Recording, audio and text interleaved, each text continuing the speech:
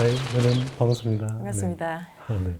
제가 듣기는 한양대학교에서 박사까지 하셨다고 제가 들었습니다만은, 근데 한국 공교육에 대해서 뭔가 실망을 하셔가지고 홈스쿨링 쪽으로 가셨다고 보는데, 한국 공교육에 대해서 어떻게 보셨습니까?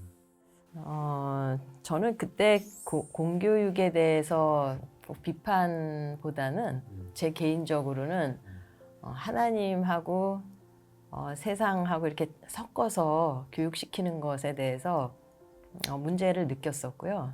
그 당시는 하나님께로 돌아간다라고 하는 리펜트라는 의미가 더 많았어요. 저한테는 개인적으로. 그래서 아이들이 왜 좋은 학교를 다니고 내가 주고 싶은 거 다 주고, 그런데 왜 아이들이 결국은 부모에 대해서, 하나님에 대해서 궁금해하지 않을까? 왜 배우는 걸 귀찮아할까? 근데 그거를 이렇게 따지고 들여다보니까 하나님이 제거가 되면 이렇게 되는구나. 표현이 좀 그렇지만 하나님을 알지 못하고 하는 교육이 이렇게 아이들을, 그러니까 보기는 저희들 애들이 다 멀쩡하죠. 정상적이고 그러니까 문제가 있다기보다는 하나님에 대해서 알려고 하지 않는 걸 보면서, 하나님, 제가 한 10여 년간 아이들 이렇게 키웠으니까 사람이 바뀌는데 오래 걸리잖아요.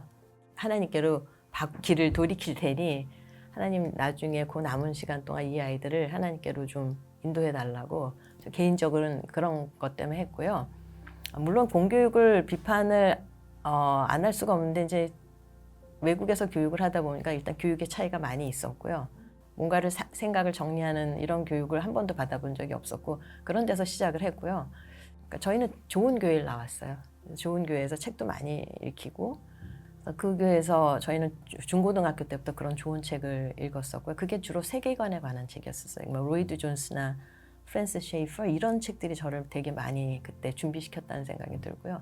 그러니까 교회도 점점 그런 책을 안 읽히고, 학교는 저희 애들을 이제 보내보니까 참 필요 없는 거 싸움을 많이 해야 되고요. 그 당시도 이제 왕따 문제 이런 것도 있었고요.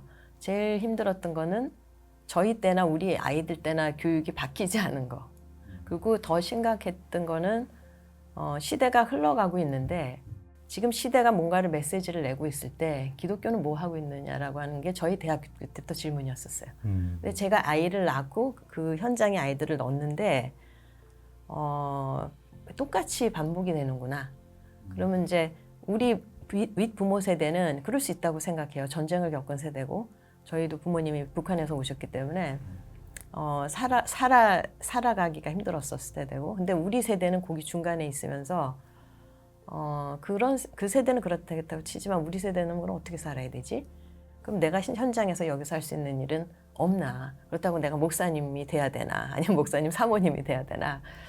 저희는 그렇게 배우진 않았어요. 예, 자기 현장에서 그 아브라함 카이퍼가 얘기하는 그곳에서 하나님의 영역 주권에 대해서 배웠기 때문에 이런 부분이 아이가 배울 수 없더라고요. 그 다음에 이게 가장 중요했었고, 그 다음 중요했던 거는 안 가리키는 거. 근데 기본적으로 제가 대학에 이제 12년을 가리키는 동안은 아이들이 공부를 할 줄을 모른다는 거, 공부할 수 있는 의욕과 어떤 에너지 이런 것들이 남아있지 않았고요. 제가 대학 12년 동안 확인한 거, 그 기간하고 저희 애들을 키우는 시간이 비슷하게 이렇게 겹치면서 이렇게 대학을 보낼 수는 없다. 아이들 삶을 하나님 앞에서 이렇게 보낼 수는 없다고 생각을 했기 때문에, 그러니까 공교육이 뭐를 하는지는 둘째 치더라도 왜 대학에 가면 아이들이 뭐를 해야 되는지도 모르고 어떻게 살아야 되는지는 더 모르고 그 삶을 왜 10년을 그렇게 방치해야 되고, 이게 저한테 굉장히 심각하게 다가왔었어요. 그래서 내가 이렇게 사는 것처럼 시대가 똑같지 않을 텐데, 물론 제가 미국 가서 홈스쿨링 하면서도 그렇고 미국 가 있는 동안에도 그렇고 시대가 바뀌는 거를 보잖아요.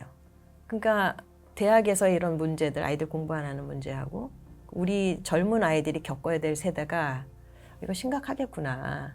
그래서 이제 홈스쿨 개인적으로도 하고, 홈스쿨 하면서 잘해서 한 건 아니에요. 지금 생각하면 못했을 것 같아요. 좀 무지해서 그냥 막 해서 했겠다. 엄마니까 막 했는데, 그 실패, 실수 이런 것들이 도움이 돼서 대안학교를 하는데 굉장히 많이 도움이 됐습니다. 네.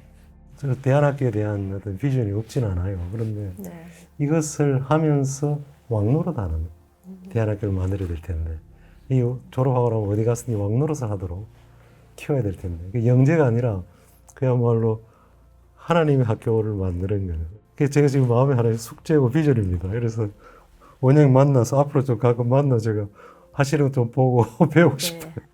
애들 가르치신다는 거하고 네. 또 학교를 만드신다는 좀 차이가 있잖아요. 근데 거기까지 생각하시는 구체적인 계기가 있으신지 그게 궁금합니다.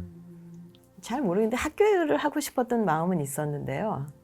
제가 할 수 있는 뭐 능력이나 상황이 되지는 않았었어요. 근데 홈스쿨을 하다 보니까 제가 한 게 아니라 저희 남편이 교육에 대한 관심이 많고요. 비즈니스맨이지만 홈스쿨 하는 중에 샘물학교라는 데를 돕게 됐어요. 그 당시 분당교회에서. 네. 네. 그래서 남편이 제가 남편을 이제 데리고 같이 갑시다. 아, 전도를 하셨어요? 아니요. 저희 남편은 지금 한 4대쯤 있는 집이고요. 네. 나 혼자 못하니 부부가 같이 갑시다. 아, 이제 네. 거의 저 때문에 들어갔는데 저는 그 당시는 그냥 홈스쿨 하는 쪽에 있었고요. 근데 학교를 목사님이 한다고 그랬을 때 그게 저한테 이렇게 탁 하나님이 저한테 말씀하시는 것 같았어요. 그 당시에. 근데 저희 남편이 거기 앉아서 이제 많은 사람들이 학교 비전과 꿈을 막 얘기하는데 저희 남편이 그게 좋은 학교지 기독교 학교냐. 좋은 학교하고 기독교 학교를 너무 구별이 안 돼서 그랬더니 거기서 그럼 당신이 하시오. 그래가지고 저희 남편은 비즈니스맨인데 그럼 못하냐 하겠다. 처음에 그렇게 얘기를 했었어요. 그랬는데 그럼 해야 되겠다고. 그래서 그때 자료를 준비하는 그러니까 남편이 자료를 수집하는 수집가예요.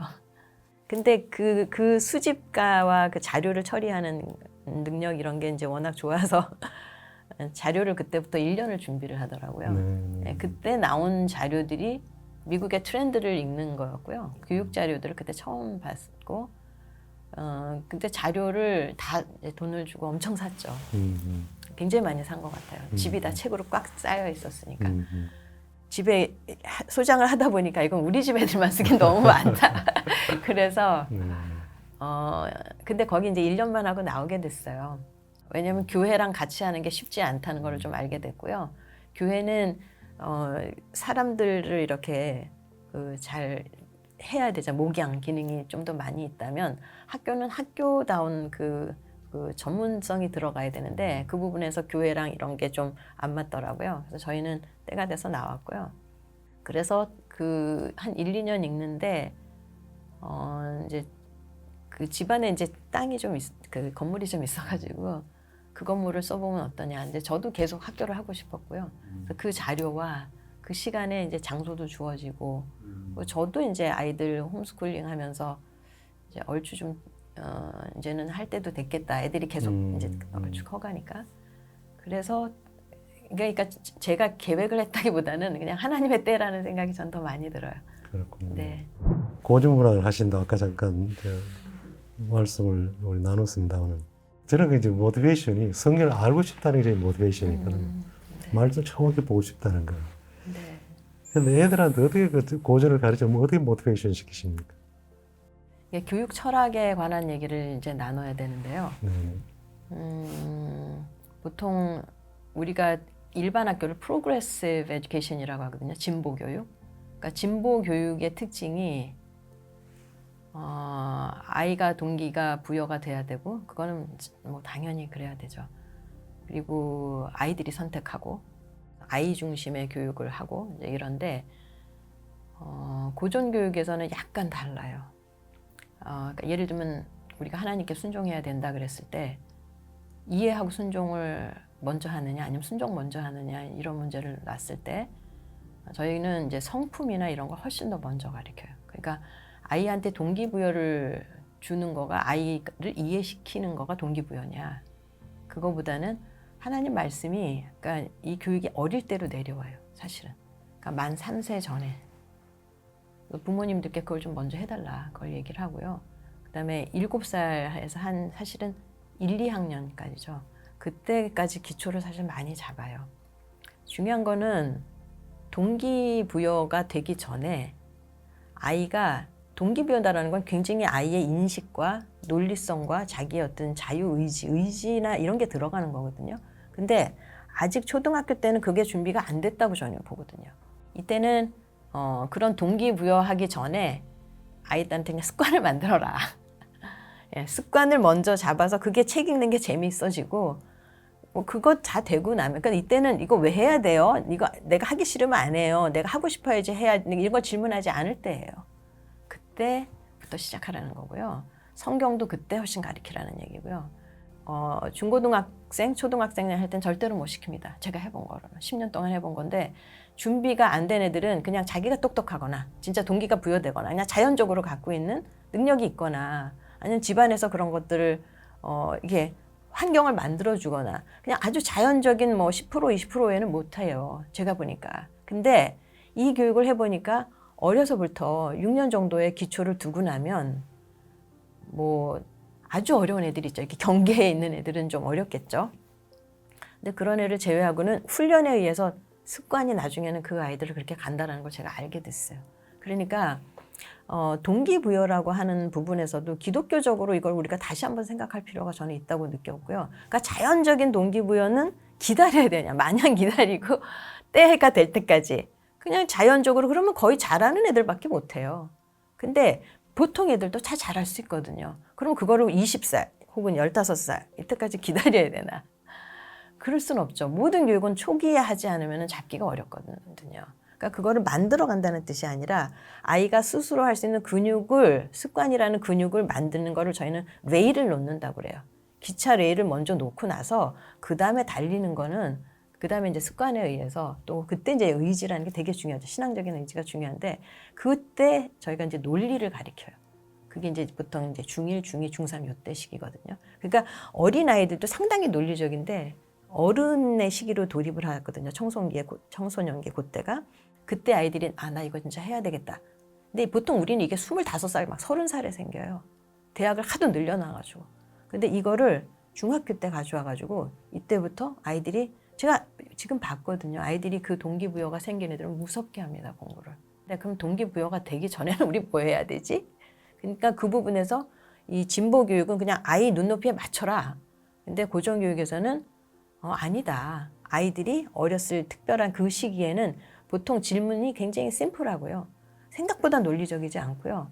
그 다음에 부모가 본 대로 그냥 선생님이 하면 그냥 따라가는 시기예요. 마치 이렇게 멍멍이들이, 오리들이 엄마 이렇게 따라가듯이 뭘 묻지 않을 때, 그 세상에 대해서 잘 모를 때, 그 다음에 자기가 그냥 하고 싶은 거를 덥석덥석 막 물을 때, 그때 그 아이의 그런 어떤 본성이나 저희는 그거를 아이들의 어떤 배우는 스테이지다 혹은 배우는 방법이다 그렇게 얘기하거든요. 그러니까 최대한의 아이들의 그런 잘하는 그 프로세스죠. 거기에 가장 맞는 시기에 그런 동기부여 전에 이거를 먼저 만들어라. 그래서 그때 성경 말씀을 엄청 많이 암송시켜요. 그때. 그래서 저희가 말하는 고전교육 철학은 기존에 우리가 갖고 있는 그 경험이나 이런 게 나쁘지 않죠.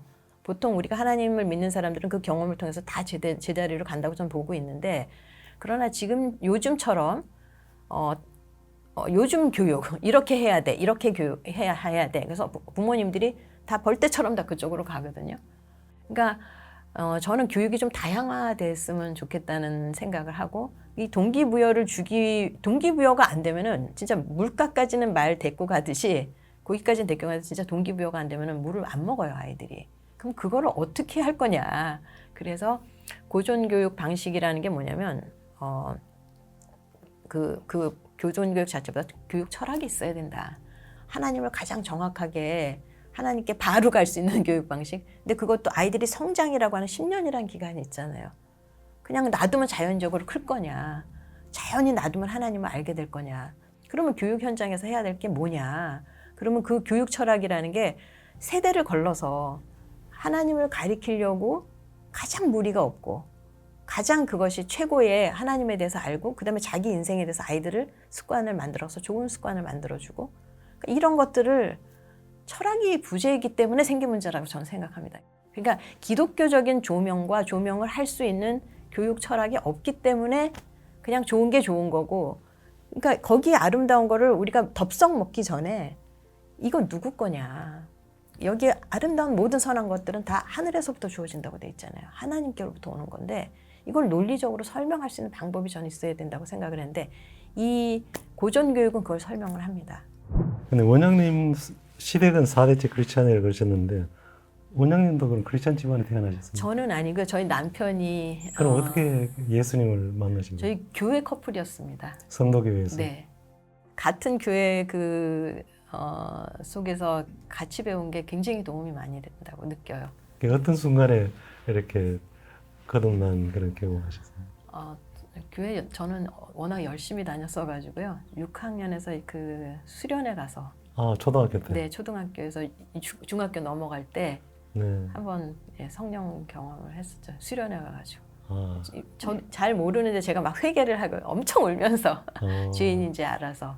그러셨군요. 근데 그게 실질적으로 내가 하나님 앞에 이렇게 완전히 그 항복 이런 거는 한 40대 초반까지 봤었던 것 같아요. 그건 어떤 계기가 있으셨습니까? 네.